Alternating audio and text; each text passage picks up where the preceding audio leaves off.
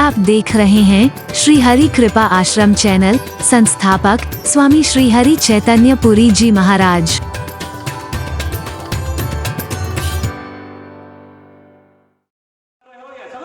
बोले नहीं, तो हमारे पुराणों में लिखा है तांबूलम मुखभूषण, ये तो मुख का आभूषण होता है तांबूल।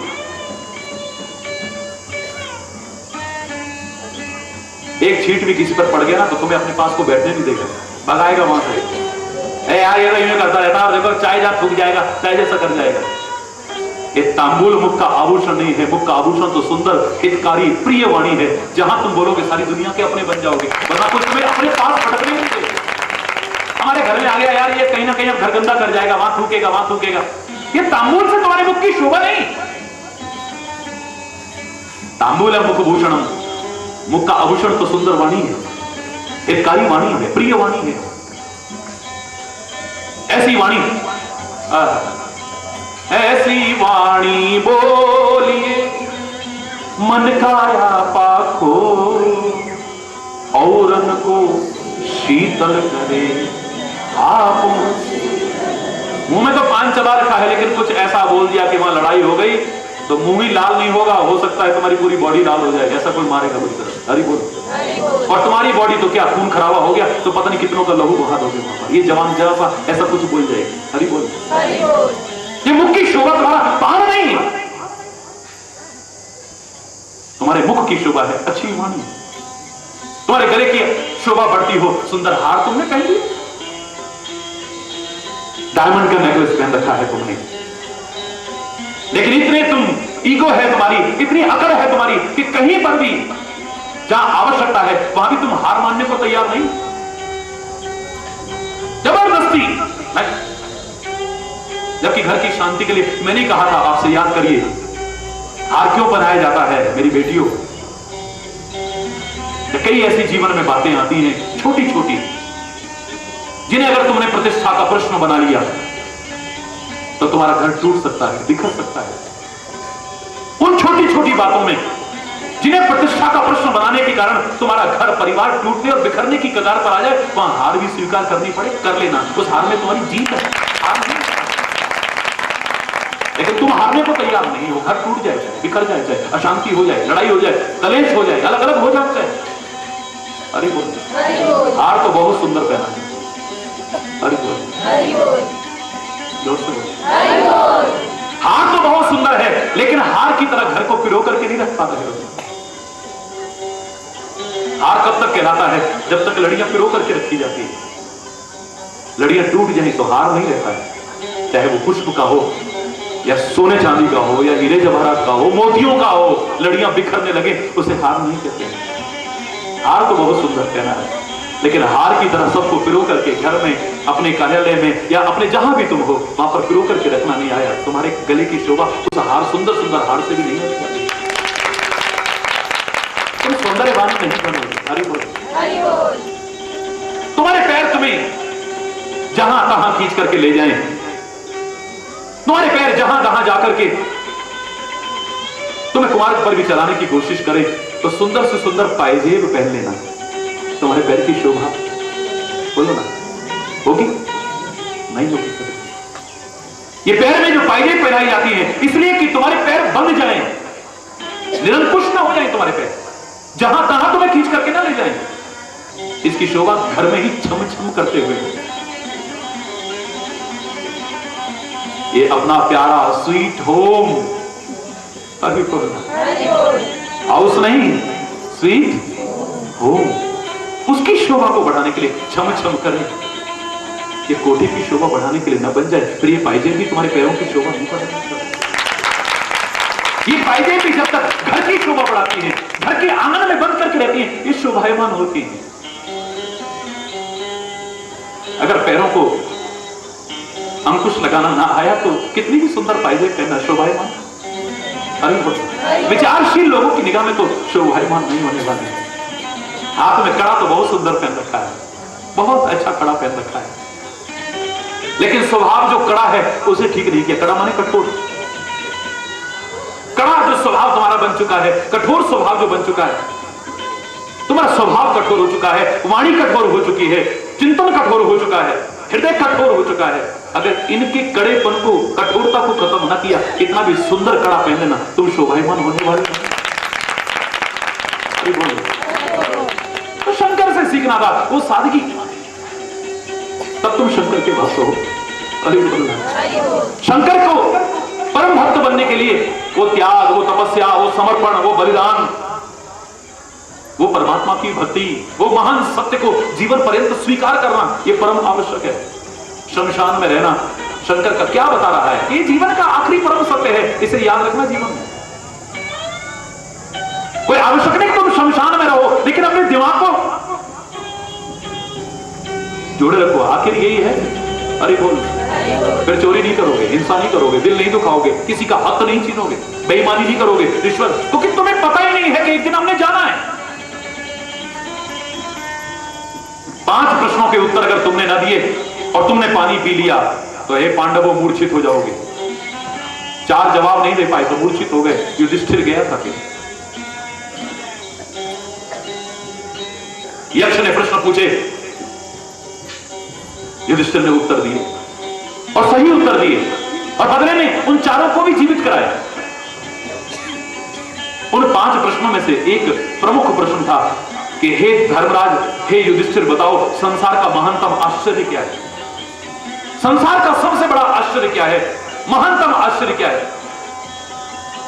युधिष्ठिर कहता है कि हम अपनी आंखों से अपने भाई बांधवों को, अपने सगे संबंधियों को, अपने इष्ट रिश्तेदार मित्रों को और संसार के लोगों को जाते देख रहे हैं, पर हमने भी एक दिन जाना है, इसका हमें एहसास नहीं। बोले सामान 100 वर्ष का फल की खबर नहीं, लेकिन फिर भी अरे बोलो, सबसे बड़ा आश्चर्य यही है कि हमें ये पता नहीं कि हमने भी एक दिन दुनिया से कह रहे कुछ नहीं जाएगा, यही सब रह जाएगा, क्या ले जाओगे, ऐसा क्यों कर रहे हो? अपनी बार भूल जाते हैं, अपनी बार लगता है सब साथ ले जाएगा। अरे महानतम आश्चर्य है संसार का कि हमें अपने लिए मृत्यु का एहसास नहीं, मृत्यु से डरना नहीं, लेकिन मृत्यु को याद रखना है। मैं तो तुम्हें मृत्यु से अमृतत्व की ओर आगे बढ़ाने का संदेश दूंगा, जो हमारे वेदों का संदेश है, उपनिषदों का संदेश है, महर्षियों का संदेश है। मृत्युर्मा अमृतम गमय का संदेश देने आया हूं मैं। लेकिन इतना जरूर कहूंगा, मौत से डरना तो मत, लेकिन मौत को याद रखोगे तो बहुत से जो गलत काम करते हो उससे बच जाओगे, वरना तुम्हारा जीवन कैसा बन जाएगा तुम्हें पता ही नहीं। सामने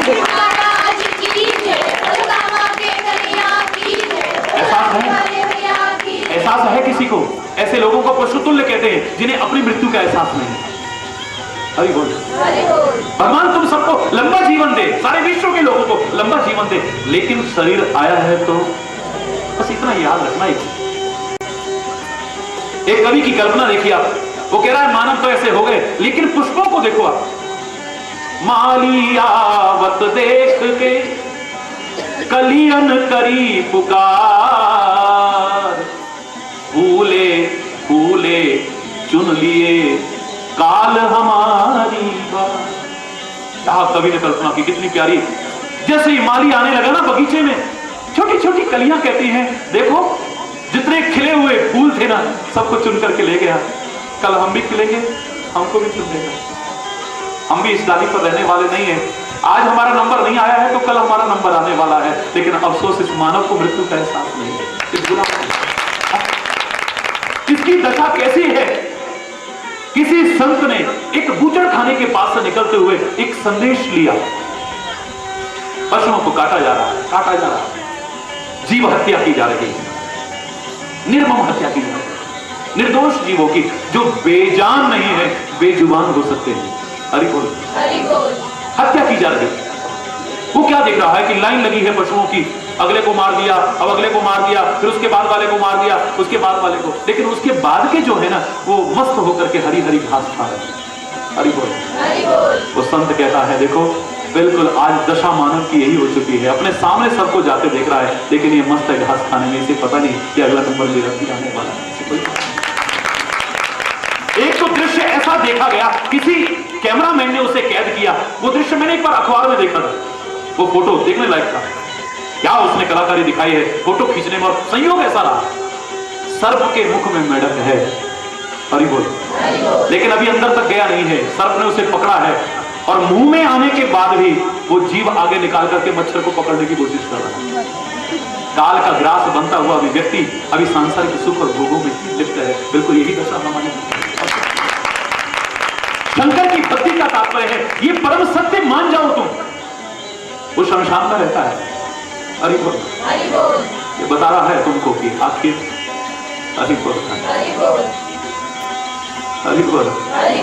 इतनी सरल नहीं है। मैं तभी कह रहा हूं शंकर की आराधना जितने तुमने सरल समझी, शंकर से जो संदेश मिलता है, जो उपदेश मिलता है, कितने लोग जीवन में अपना पाए। और वो ना उतारा तो तुम पक्के भक्त नहीं हो उसके।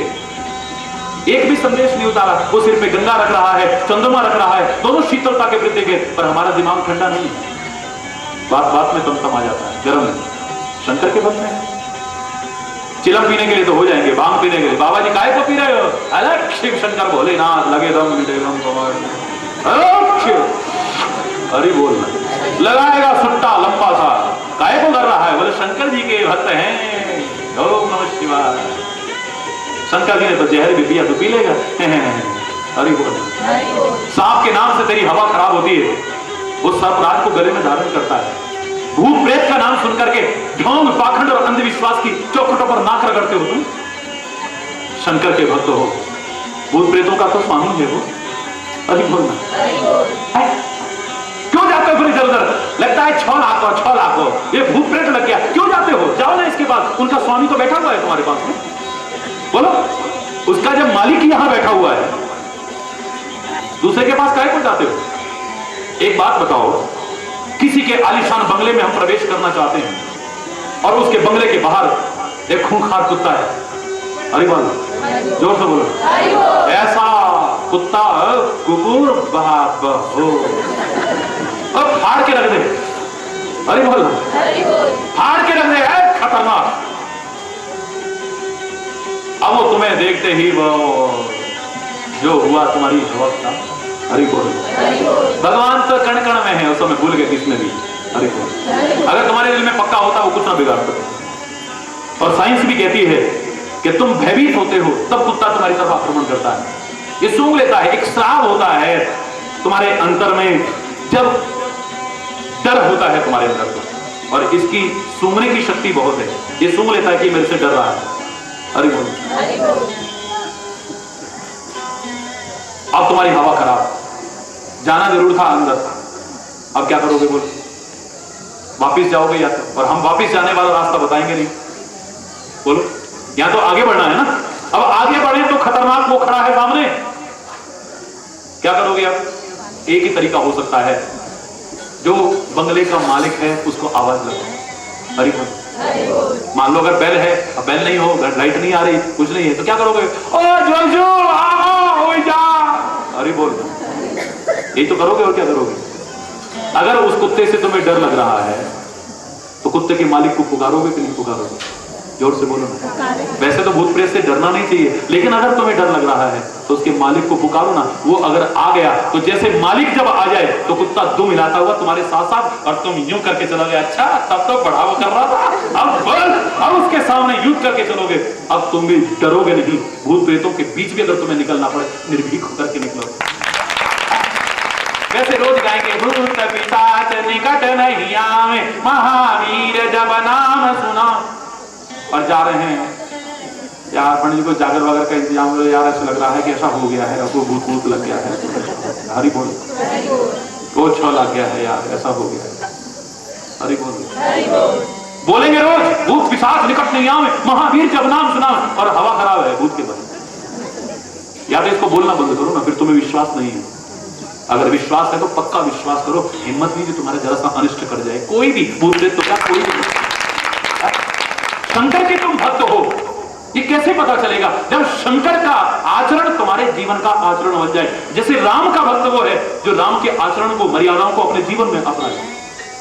हरि बोल। मैं नहीं मानता मां बाप का अपमान करने वाला राम का भक्त होगा, नहीं मानता और ना मानूंगा। भाई भाई 1-1 इंच जमीन के लिए लड़े मरे, तो उस राम के जहां अयोध्या का विशाल साम्राज्य फुटबॉल बनाए, राम भरत की ओर उछालता है, भरत राम की ओर उछालता है। भरत कहता है राम राजा बनेंगे, राम कहते हैं भरत राजा बनेंगे। उनका भक्त 1-1 इंच जमीन पर लड़े, मैं नहीं मानता वो राम का भक्त हो सकता, कभी नहीं। ऐसे ही शंकर की आराधना को भी इतना सरल मत समझो तुम। दूर होते हो, इतने साल हो गए शिव जी की पूजा करते, हमें कुछ नहीं मिला, कैसे करनी चाहिए थी ये तुम्हें पता ही नहीं। अगर वो चीज तुम्हें ना आई तो क्या होगा, कितने भी करते रहना, शंकर तुम्हारे सामने प्रकट भी हो गया तो भी जीवन में जो तुम चाहते हो नहीं मिल पाएगा। बुरा मत मानना मेरी बात। रावण ने खुश कराया कितनी कठोर तपस्या करके, लेकिन अगर कर्म अच्छा ना रहा, आचरण अच्छा ना रहा, चरित्र अच्छा ना रहा, शंकर प्रसन्न रह पाया उस पर? तो फिर पूजा से प्रसन्न होता है या कर्म, आचरण और चरित्र से? बोलो ना। जल चढ़ाने से खुश होता है, एक टांग पर खड़े होने से खुश होता है, कठोर तपस्या खड़े करने से, या फिर अपना कर्म, आचरण और चरित्र अच्छा बनाने से, स्वभाव अच्छा बनाने से? बोलो ना। अगर नहीं बना तो जिस पर प्रसन्न हो चुका था उस पर प्रसन्न नहीं रह पाया, तुम कैसे प्रसन्न कर पाओगे अगर इन पर नहीं आना? भस्मासुर की तरह तुम भगवान को प्रसन्न कर लेना, प्रकट कर लेना, सामने प्रकट कर लेना, लेकिन अगर तुम्हारी सोच अच्छी ना रही, दूसरों को नुकसान करने की सोचते रहे, मैं जिसके सिर पर हाथ रखूं वो जल करके खाक हो जाए, मेरा भोला बाबा कहेगा वो तो जलेगा या नहीं, लेकिन तू जल करके खाक मत हो जाना, तू मेरा भक्त नहीं हो सकता है, प्रसन्न नहीं होगा। रहा प्रसन्न? बोलो है? मात्र आशुतोष मैं कहता हूं तो फिर अधूरी परिभाषा हो जाएगी। हरि बोलो। फिर पार्वती को इतना कठोर तपस्या करने की क्या आवश्यकता है? तो हम कैसे करें तपस्या? आपका अगला प्रश्न होना चाहिए, क्योंकि तपस्या के बिना जीवन में कुछ नहीं है, याद रखना। क्या स्वरूप आपके लिए तपस्या का हो? मैं नहीं बताऊंगा कि आप जंगलों में जाकर के तपस्या करना, मैं नहीं कहूंगा एक टांग पर खड़े होकर के तपस्या करना, हिमालय में या गुफाओं में, कंदराओं में आप तपस्या करना, बिल्कुल नहीं कहूंगा। भूखे रहकर के तपस्या करना, बिल्कुल नहीं कहूंगा। चारों तरफ आग जला करके बीच में बैठ करके आप तपस्या करना, बिल्कुल नहीं कहूंगा। शरीर को कष्ट और यातना देते हुए तपस्या करना, बिल्कुल नहीं कहूंगा। लेकिन तपस्या का वो स्वरूप बता सकता हूं जो परमात्मा तुम पर शरीर में प्रसन्न हो जाए। वो कल आज यहीं पर कोई गलत शब्द निकला हो तो उसके लिए क्षमा चाहते हुए, और एक बार फिर कहूंगा कि बड़े भाग मानुष तन पावा, बड़े भाग्य तो तुम्हारे हैं, तुम्हें मानव का शरीर मिला। सुर तुरल सदग्रंथन गावा, सुर तुरल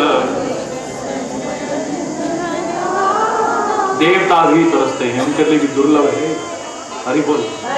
तभी तो याद होगा आपने अभी जो दिल्ली से सीधा प्रसारण आ रहा था, लाइव टेलीकास्ट पूरे विश्व में, आप लोग सुनते रहते हैं टीवी पर लगातार, तो उसमें मैंने सीधे सीधे शब्दों में कहा है, परमात्मा कहे हरि चैतन्य तुम्हें देवता बना देते हैं, मैं कहूंगा मत बनाओ।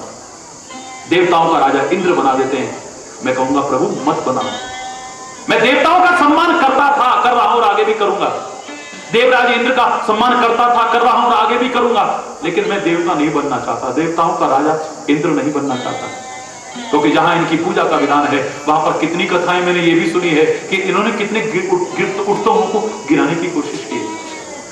जब किसी ने तपस्या की, ये देवताओं के राजा इंद्र उसकी तपस्या को भंग करने की कोशिश करते रहे, कितने उठतों को गिराने की कोशिश की है। हरि चैतन्य ना ऐसा बनना चाहता है, ना समाज को ऐसा बनाना चाहता है कि उठतों को गिराओ।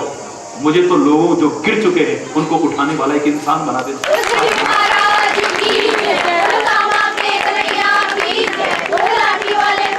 एक इंसान बना देना, सच्चा इंसान जो गिरते हुओं को उठा करके अपने गले से। देवताओं के राजा इंद्र ने भी पता नहीं कितनों को गिराने की कोशिश की हो, डिगाने की कोशिश की हो, इतिहास भरा हुआ है।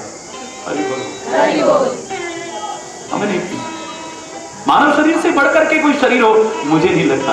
सारी सृष्टि में परमात्मा की एक महान कृति है आप, अनुपम कृति है आप, इसकी कोई उपमा नहीं। भाग्य है तुम्हारे, लेकिन तुमने इसे दुर्भाग्य बना लिया है। अगर सौभाग्य बनाना चाहते हो, और सौभाग्य नहीं मेरे विचार से तो परम सौभाग्य बनाना चाहते हो, ईश्वर की कृपा से अभी भी निराश मत होइए। देवता नहीं बदल सकते आपके भाग्य को, ठीक है। राक्षस नहीं बदल पाएंगे, बिल्कुल ठीक है। मनुष्य नहीं बदल पाएंगे, बिल्कुल ठीक है।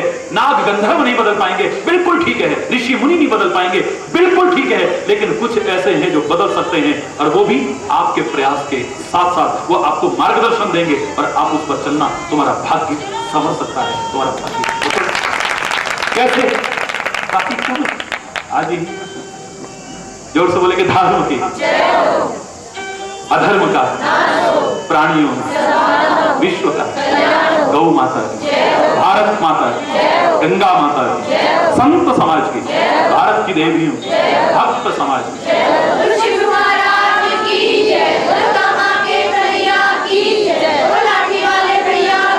वृंदावन बिहारी लाल, जय जय श्री राधे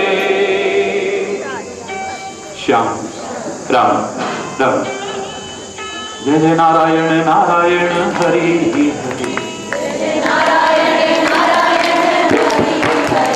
जय जय नारायण नारायण हरि हरि, जय जय नारायण नारायण हरि हरि। तेरी लीला जग से प्यारी हरि, तेरी लीला जग से प्यारी हरि, तेरी लीला भक्तों को लगती प्यारी हरि, नारायण नारायण हरि हरि,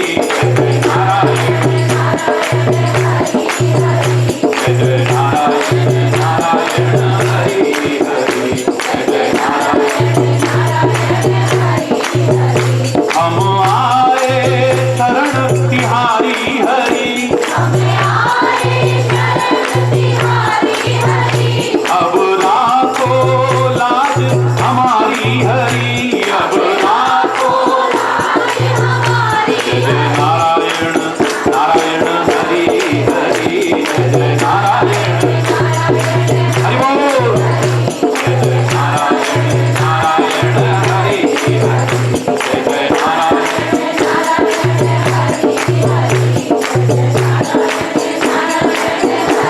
भक्तों के प्राण आधारे हरि, सारे जग के परम सहारे हरि, सारे जय जय नारायण नारायण हरि हरि, जय जय नारायण नारायण हरि हरि, जय जय नारायण नारायण हरि हरि, जय जय नारायण नारायण हरि हरि, हरि बोल हरि बोल हरि बोल हरि बोल हरि बोल हरि बोल हरि बोल हरि बोल हरि बोल हरि बोल हरि बोल हरि बोल हरि बोल हरि बोल हरि बोल हरि बोल हरि बोल।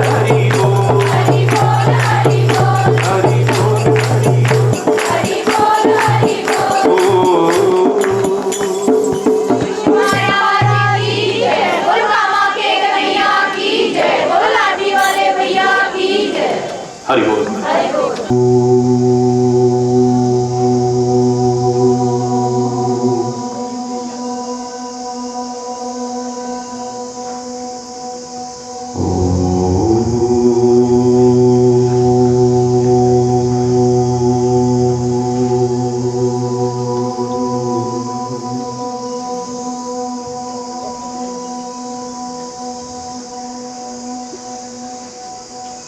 असतो मा सद्गमय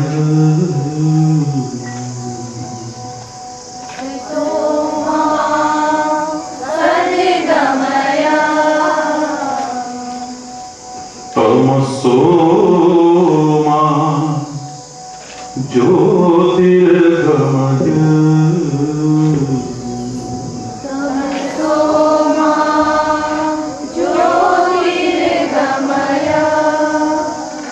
मृत्योर्मा अमृतं गमय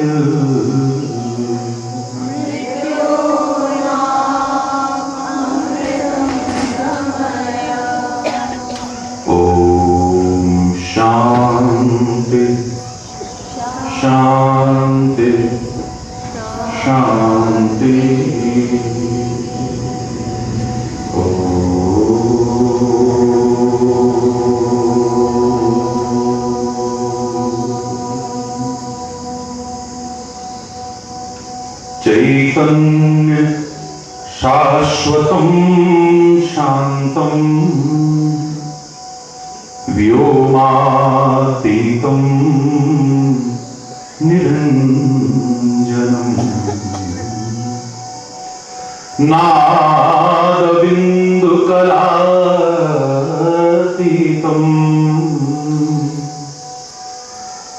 तस्मै श्रीगुरुवे नमः। तस्मै श्रीगुरुवे नमः। ॐ शान्ति शान्ति शान्ति।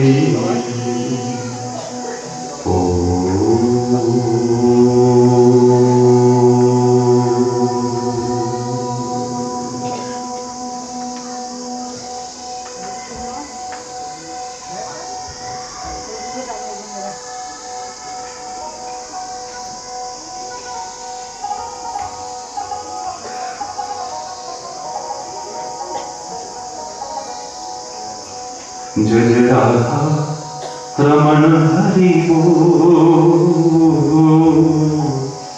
जय जय राधा रमण हरि बोल। जय जय राधा रमण हरि बोल। जय जय राधा रमण हरि बोल।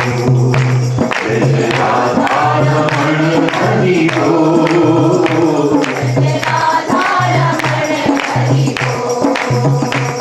जय जय राधा रमण हरि बोल। जय जय राधा रमण हरि बोल। जय राधा रमण हरि बोल।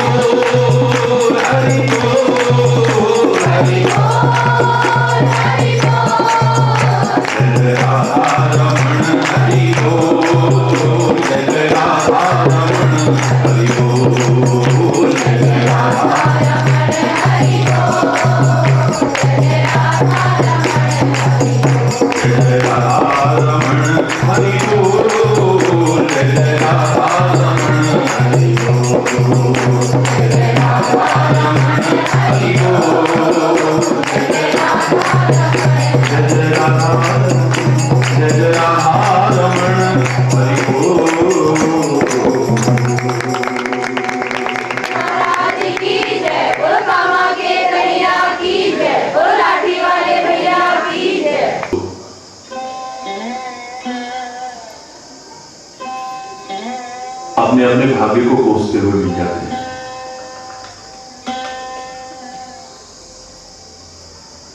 भाग्य का रोना रोते हुए मिल जाते हैं।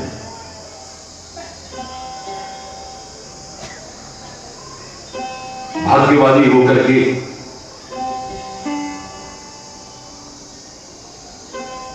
जीवन की कर्मठता को छोड़ बैठते हैं।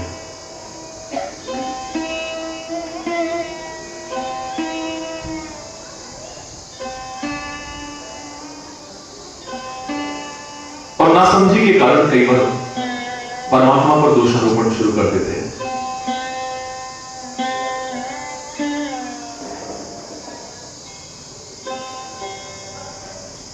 भाग्य है क्या? हमारे अपने संचित कर्मों का भंडार भाग्य है। मेरे कर्मों की बैलेंस शीट भाग्य है, प्रारब्ध है, लक, जो भी आप कहना चाहें।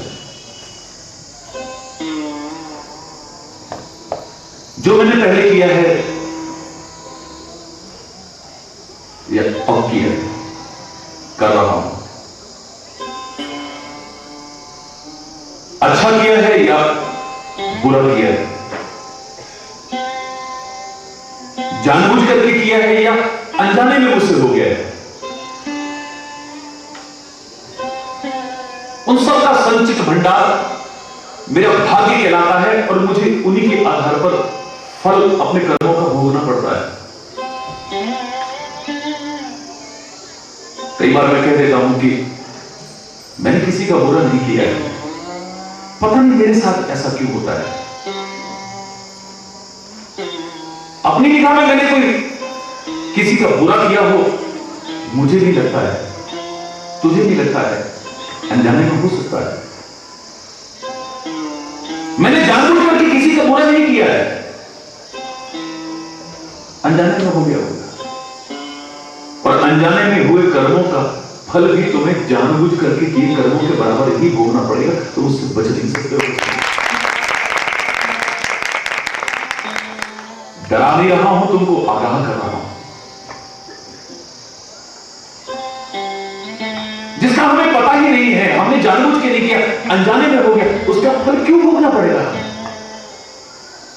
ये कौन सा नियम है?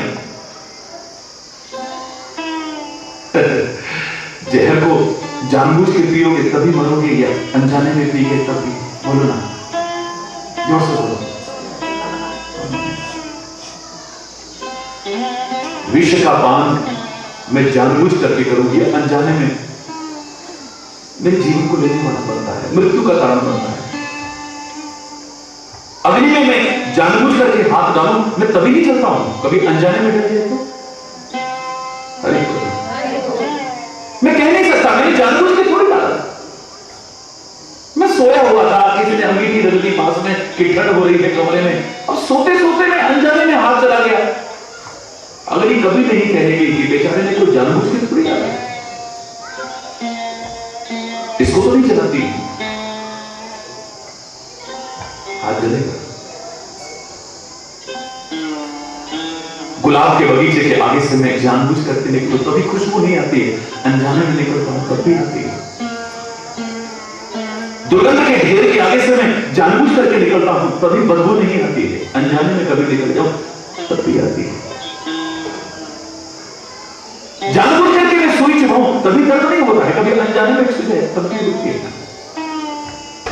हरि बोल, जोर से बोलो। पारस जिसको लोग कहते हैं, जिसके बारे में चर्चा है कि लोहे को सोना बनाता है, मैं बहस में नहीं पड़ता कि मैंने देखा या तुमने देखा या नहीं देखा, होता है नहीं होता है, मैं इस विवाद में नहीं जाता हूं। सुना है पारस लोहे को सोना बनाता है,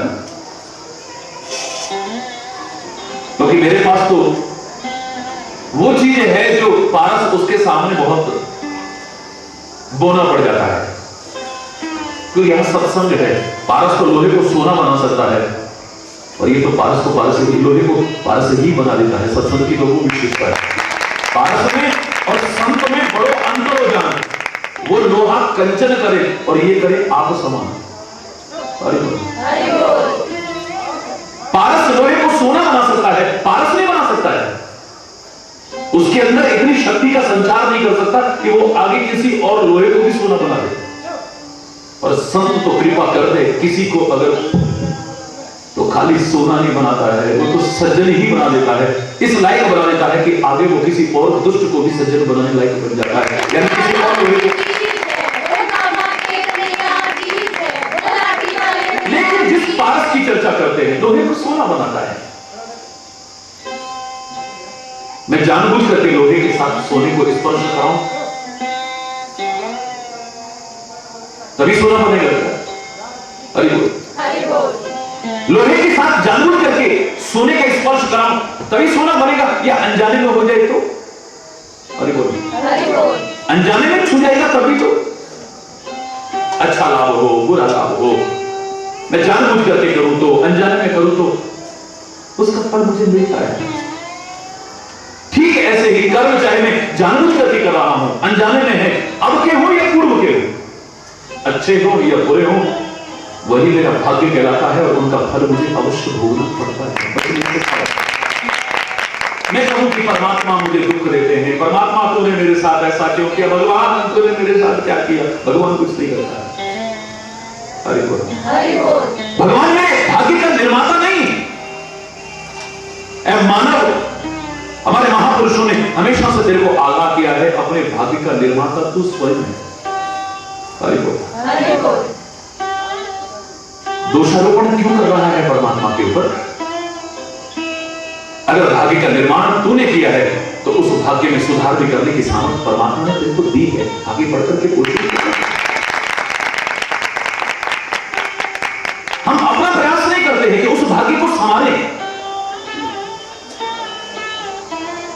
अपने बिगड़े हुए मुकद्दर को संभालने की कोशिश करें, अपनी बदकिस्मती को खुशकिस्मती में तब्दील करने की कोशिश करें। अपने प्रयास से पीछे हट जाते हैं हम लोग।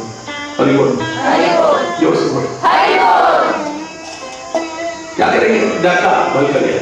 मैं देवताओं का सम्मान करता हूं, तुमको भी करा हूं, करो तुम। लेकिन रामायण के इन शब्दों को उठा करके कहां डालूं मैं? कैसे रामायण में से निकाल करके एक तरफ रख दूं? देव धनुष नर नाग मुनि को ना मिट रहा, जो तुम्हारे भाग्य में लिखा है इसे देवता नहीं मिटा सकते। देव धनुष राक्षस नहीं मिटा पाएंगे इसे, नर मानव नहीं मिटा पाएंगे इसे, नाग गंधर्व नहीं मिटा पाएंगे इसे, मुनि ऋषि मुनि भी नहीं मिटा पाएंगे इसे। हरि बोल। कहे मुनीस हिमवंत सुन, जो विधि लिखा लीलार, देव दनुज नर नाग मुनि को न मेट निहार। एक कोई नहीं मिटा पाए। लेकिन नारद कहता है कि तुम उपाय करो, हाथ पर हाथ धर करके मत बैठो, लक्ष्मण के शब्दों को याद करो। दैव दैव आलसी पुकारा। हम लक्ष्मण के शब्दों में सीधे सीधे ऐसे नहीं कहेंगे, क्योंकि हम श्री राम की मर्यादाओं का पालन करेंगे, हम देवताओं का सम्मान करेंगे, लेकिन उसके बाद प्रयास अपना करेंगे। हरि बोल। लक्ष्मण खाली प्रयास को मैं तो दे सकता है, लेकिन हम श्रम भी करेंगे और साथ में श्रद्धा भी रखेंगे, दोनों का समन्वय स्थापित करके तब सफलता हासिल करने की कोशिश करेंगे। लेकिन ऐसा नहीं होने वाला जैसा तुम सोच रहे हो। फिर सारा जीवन रोते ही रहे, रोते रहे। जो पैदा होने से रोना शुरू हुआ, जो रोना शुरू हुआ, आखिर तक हम रोते रहे सारा जीवन। उठाओ अधिकांश जीवनों को, रोने के अलावा कुछ नजर आएगा? बचपन में यूं रोए, फिर और कोई दुख तो नहीं था, पर भूख लगी तो रोए, बोल नहीं सकते थे, अभी बदन में कहीं दर्द हो रहा है तो रोए, रोकर ठीक बता सकते थे। फिर समझ आने लगी, स्कूल जाने के लिए रोए, हमें अच्छा नहीं लगा है,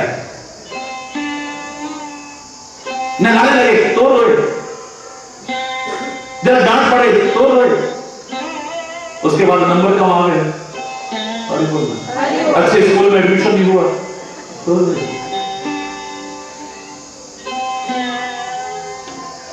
कभी किसी वजह से, कभी किसी वजह से, कभी तन के लिए रोए, कभी मन के लिए रोए, कभी धन के लिए रोए, कभी स्त्री के लिए रोए, कभी पति के लिए रोए, कभी संतान के लिए रोए, कभी मान प्रतिष्ठा के लिए रोए, कभी पद के लिए रोए।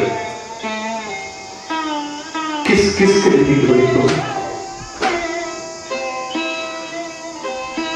अगर तुम्हें रोने का इतना ही शौक पड़ चुका है या आदत पड़ चुकी है, तो मैं कहता हूं तुम रो। किसी दुखी को देख करके रोना, तुम्हारा रोना खत्म हो जाएगा। किसी को दुख में देख करके रोना, तो करुणा के आंसू बहाना। तेरे भाग्य में जो अपने दुखों से रोना है हट जाएगा, तो किसी की वजह से रो रहा है, लेकिन बहुत फर्क है। करुणा के आंसू बहा, दुख के आंसू नहीं बहाने पड़ेंगे तेरे को, या फिर परमात्मा के प्यार में आंसू बहाना, तेरे को दुख के आंसू नहीं बहाने पड़ेंगे।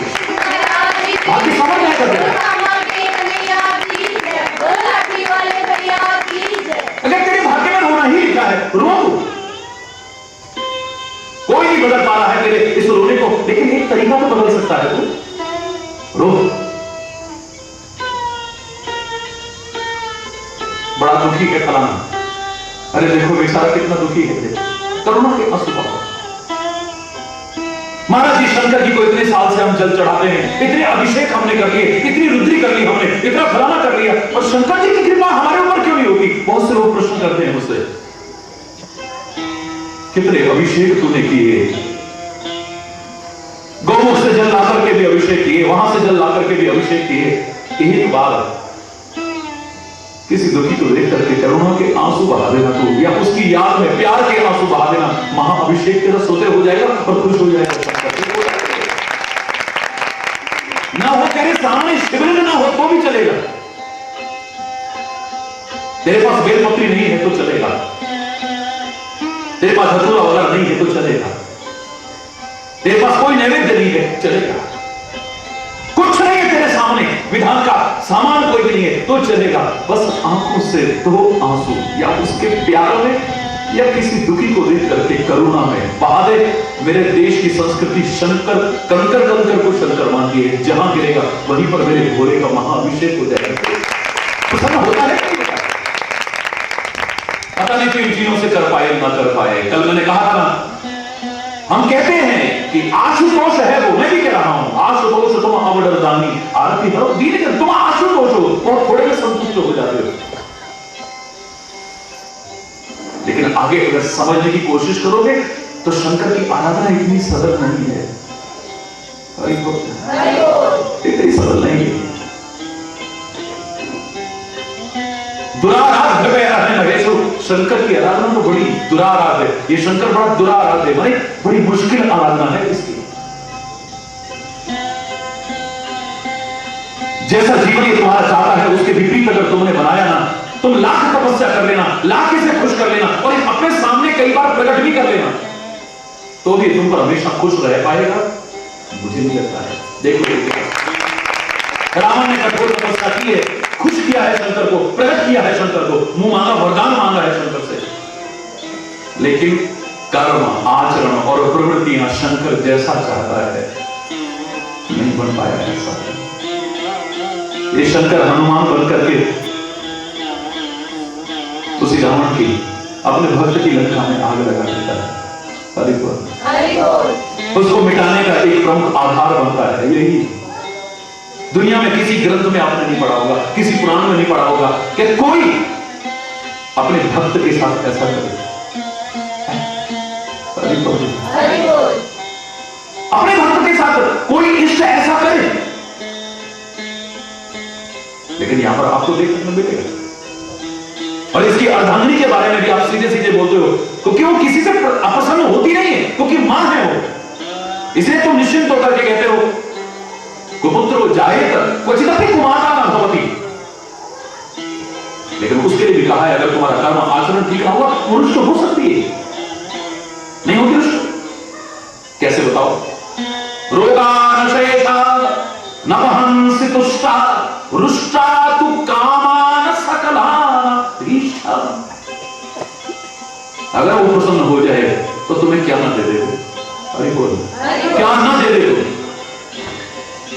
ना रोग शेष रहेगा, ना कुछ भी परेशानी तुम्हारी बाकी रोगान से तुष्टा अगर हो तो तुष्ट हो जाए तो रुष्टा तो कामान सकलाम अधिष्ठान, अगर वो रुष्ट हो जाए तो तुम्हारी सारी कामनाएं हो।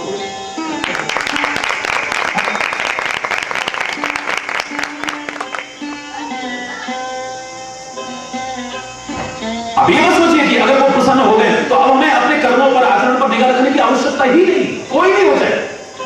सदगुरु तो वो तो जगदम्बा एक मां है ना, मैं दावे से कह सकता हूं इस बात को कोई दुनिया में काट के विद्वान नहीं दिखा पाएगा कि मेरा सदगुरु तो अनंत तो मां से भी ज्यादा प्यार रखता है, ममता रखता है।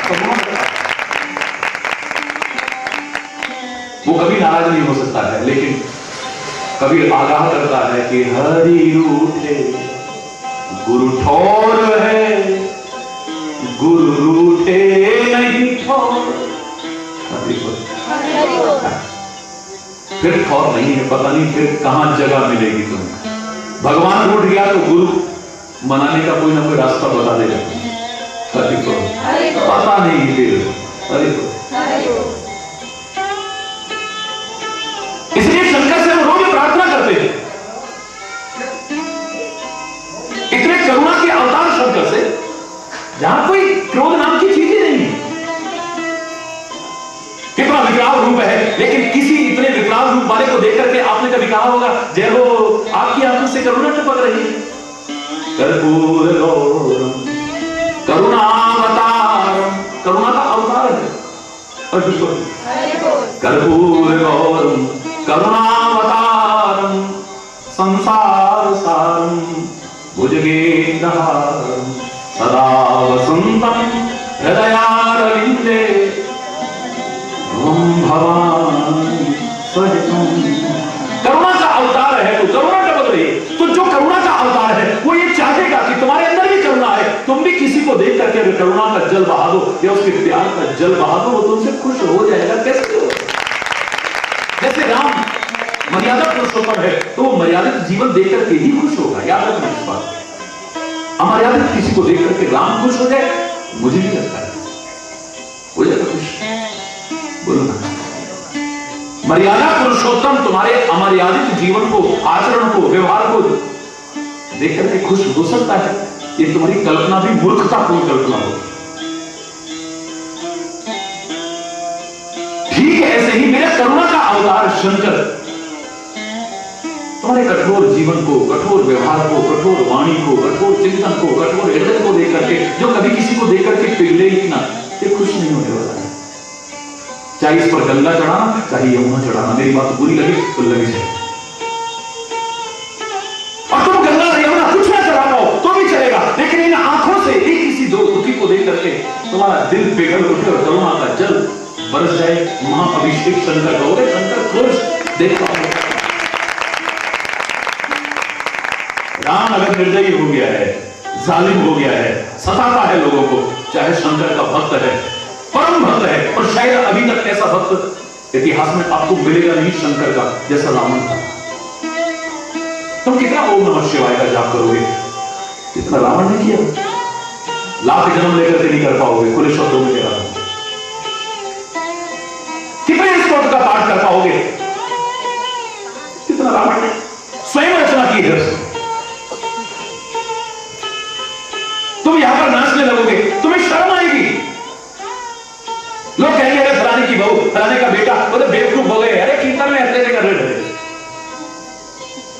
जहां पर शराब पी करके गंदी कामों को दृष्टि डालते हुए चारों ओर से घेर करके लोग खड़े हुए थे बीच सड़क पर बारात में, वहां पर अपनी बहू बेटियों को नचाने में तुम्हें शर्म नहीं आती? हरि बोल, हरि बोल। जहां पर गंदी नजरें पड़ रही होती हैं लोगों, बल्कि खींच खींच करके नचाने की कोशिश करते हो, तू ले आया, तू ले, तू भी आया, तू भी आया, तू भी आया, वहां शर्म नहीं आती है। यहां अगर हो जाए तो, लेकिन रावण को देखो तुम, रावण के बारे में कहते हैं कि चाहे कहीं पर अचानक भी पहुंचता था और कुछ न भी होगा तो रेत का ही शिवलिंग बना लेता था और उसके आगे पागल होकर के नाचता था, उसे कोई शर्म नहीं आती थी। रावण, जितनी कठोर तपस्या रावण ने शंकर को प्रसन्न करने के लिए, न मैं कर पाऊंगा न तुम कर पाओगे, जितनी उसने की है, ये सच है। इसे नकार नहीं सकते हो, लेकिन साथ में इसे भी नहीं नकार सकते हो कि तुमने तपस्या भी की है, ओम नमः शिवाय का जप भी किया है, पूजन भी तुमने बहुत किया है, सब कुछ किया है, लेकिन तुम्हारी आंखों से कभी करुणा का जल नहीं बरसा, प्यार का जल नहीं बरसा, कठोर हो गया तुम्हारा हृदय, निर्दयी हो गए, अगर जालिम हो गए तो शंकर प्रसन्न हुआ भी हमेशा प्रसन्न नहीं रह पाएगा, रुष्ट हो जाएगा।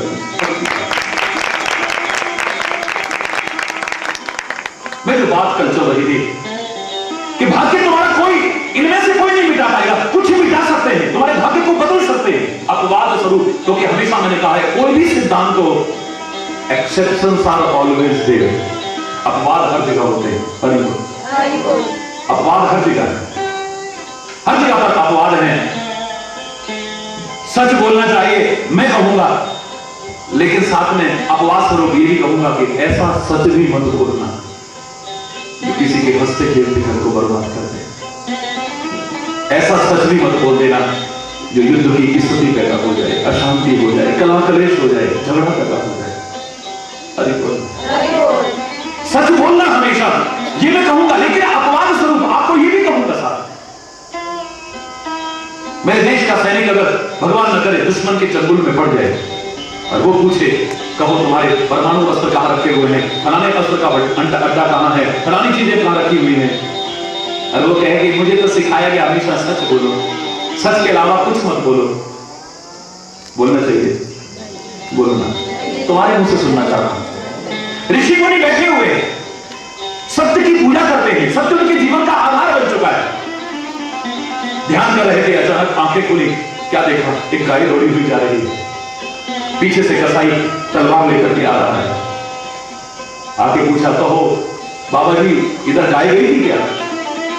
झूठ तो नहीं बोलेगा ऋषि मुनि, लेकिन सच भी नहीं बोलेगा, ऐसा जो किसी की हत्या का कारण बन जाए, ऐसा सच नहीं अपवाद है। मैं आपसे कहूंगा हमेशा मुस्कुराया करो, हमेशा मुस्कुराया करो, प्रसन्न रहा करो, है?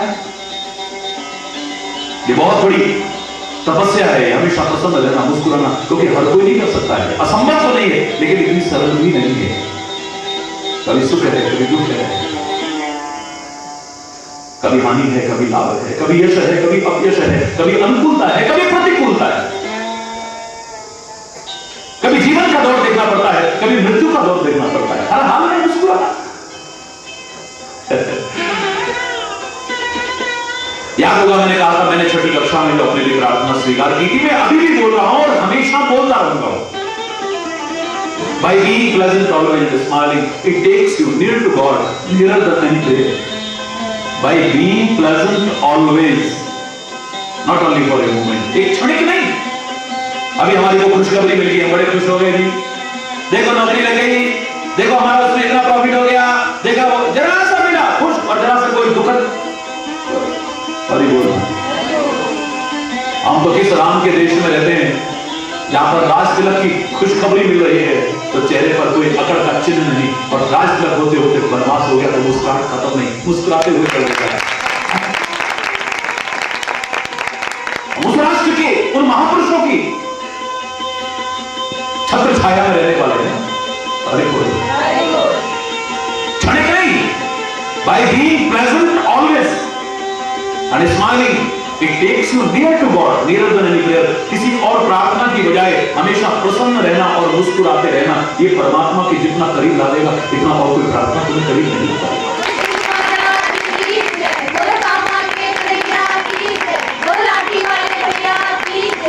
लेकिन मैंने ही आपसे कहा कि हमेशा प्रसन्न रहना और मुस्कुराना, और किसी को दुखी देखो तो मैं कहूंगा कभी भी मुस्कुराना। किसी पर मुसीबत का पहाड़ टूट पड़े, महाराज जी ने कहा था हमेशा प्रसन्न रहो और मुस्कुराते रहो, ये अपने बारे में कहा है। किसी